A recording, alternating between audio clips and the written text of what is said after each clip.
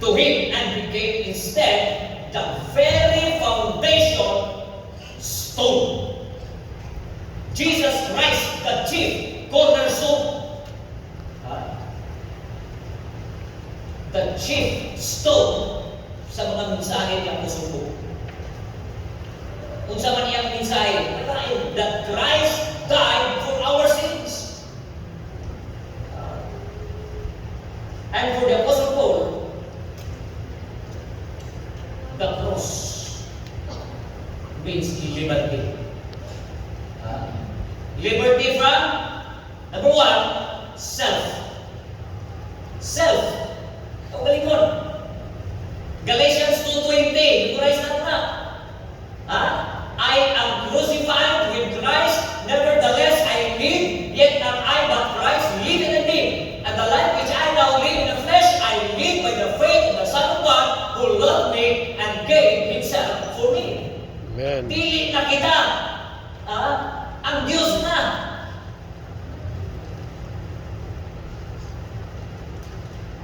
Yung pagkamatyan na ni Jesus Christ, dili na ato ang self. And the life which I now live in the flesh, I live by the faith of the Son of God, who loved me. O nang rason ano yung pagkamatyan na tungod, nahigugma ang Diyos na ito. Nahigugma siya nimo, nahigugma siya na ako. He hates sinner, I hate sin, but He loves the sinners. He came, not for the righteous, but sinners to repentance.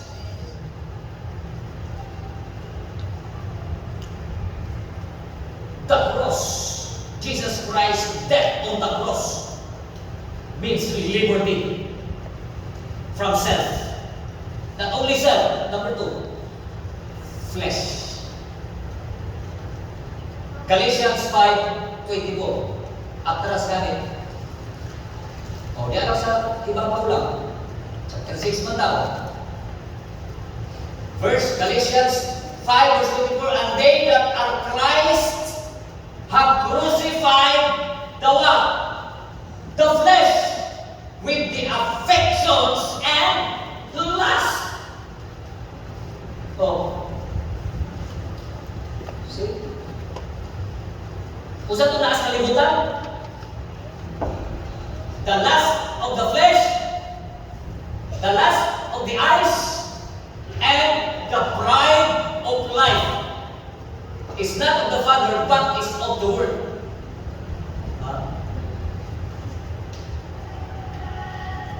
Pero kini, lust of the flesh, lust of the eyes, pride of life, mawala ni ang magpabilin, that he that doeth the will of God abideth forever. And the world passeth away. Tinuod yun. Kani ano gipuy-an karon dire? Kani kalibutan? O lagi na pagdiri isultin sa Dios. Ang 7 years tribulation walay isa ang mabuhi. Walang 7 years. According to Peter, the earth and the heavens which are now are reserved unto fire. Gi-reserve pa na ni ang sunugo ni. Yang sama na lang ang iyong mansion bride. Pero sa bagay, wala naman yung mga rapasyon naman. See? So, kalibutan, is sunugo man eh. Di apil na na niya, flesh, lust of the eyes, pride of life, apil na. Sunog na. Ora. And the world and the lust pass it away. Ang magpabilin. But he that doeth the will of God abideth forever. It means for eternity. Dili lang din kung dili hantong dito sa eternidad. Not only kagawasan, liberty from self, from flesh, liberty from the world. Okay? O nang iyon sa verse 14. Okay? By whom the world is crucified unto me, and I unto the world. Okay? So the death and the resurrection of the Lord Jesus Christ, what was about the power of God? He released to give every believers katong gituo niya, misalig niya, bidawat niya, tagaan atong kagawasan. Di lang kagawasan, deliverance, but also kadaugan, victory. Sa Old Testament, ako ng picture sa Israelites from Egypt, from Pharaoh. Okay? Through the leadership of Moses, tell Pharaoh to let my people go. Bugay na ibilan ni Pharaoh. Mula tagani yung mga plagues, 7 plagues. Until the last plagues, ayan pa ni sunod si Pharaoh. The death of the firstborn son o kako, mga opin manana. And then, in the wilderness, for 40 years, naglayin sila in Jordan River and then dito na heading to the promised land, Canaan.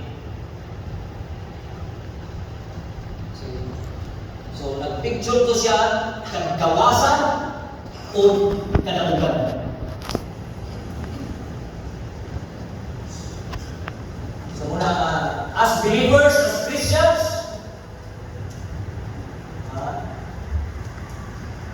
dili na kita. But it is Christ who lives in us and through us. Muna, as we yield to it,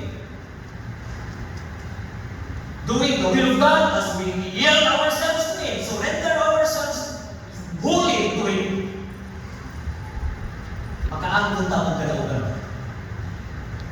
over the world and the flesh. Verse chapter 16. So, kung malakot lang kaning sa Old Testament, now, hindi na makahatag o kadaugan.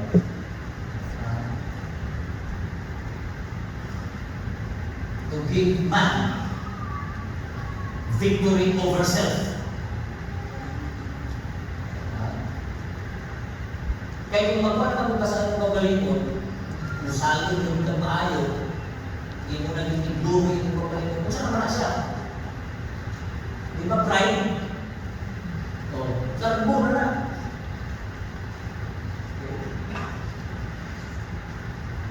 Romans 8:13. So, to minimize our own. Romans 8:13. Saka lang yun. Proverbs 29:23. A man's pride shall bring him low. Sa paggarbuso, ay itaas. Piramon yung kabakos. A man's pride shall bring him low, but honor shall uphold the humble in spirit. So, the Apostle Paul, he knew the person, he knew the power of the Chandras one. He knew the purpose of the cross. Wala nagpalansang si Kristo dito. Uwag mo siya, ilumo, uwag mo siya naman daw. Kung wala'y purpose. Amen. Amen. Paay purpose. Ikaw bitaw siya, Lord, not my will, but thy will be done.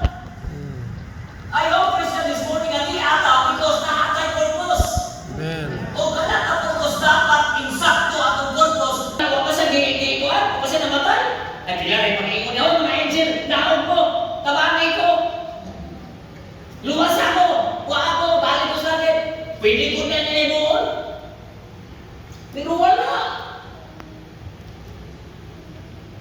Ha? Because nag-agad siya sa kabutong sa Diyos nga Amahan.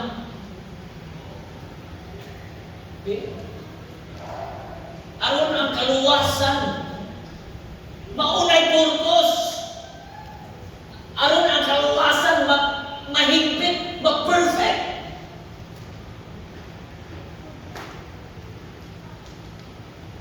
The purpose of the cross. Ang kalibot, ang ato ang padre. Lain ang ilang bakit bugad-bugad yun. Ha? Ilang gaawaton. Kung saan itong salita ka, the Passion of Christ. Kita mo na salita, the Passion of Christ? Oh. Director si Mel Gibson. Ang actor si Diesel ba to? Ha? Si Diesel? Diesel? Si The Passion of Christ. So, bisang pangilahan ng awang-awato na. Di nila ng awat. Di ginatawat. Ako nang giingon kapatayon ni Kristo. Ay, the worst.